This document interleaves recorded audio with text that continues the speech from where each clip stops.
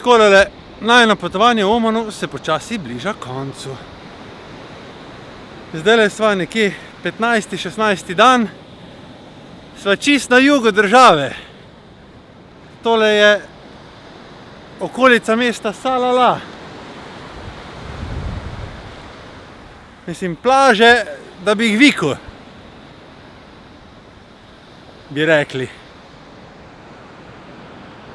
In zdaj, ko sva prepotovala cel Oman od severa proti jugu, lahko rečeva, brez slabe vesti, da je to ena izmed najbolj zanimivih, raznolikih, pestrih držav, kar sva bila. Je pa res, da sva tudi midva prvič vzela si avtek in sva bila totalno svobodna, kar pomeni, da sva lahko šla kamor sva hotela.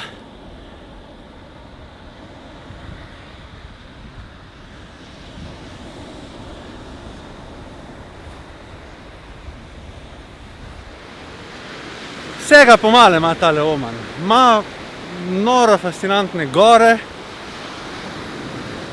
ima super vadje, torej te soteske, v katerih se nabira voda in v katerih se lahko kopate in kampirate in delate vsakršne pizdarije in kjer smo midva noro uživala.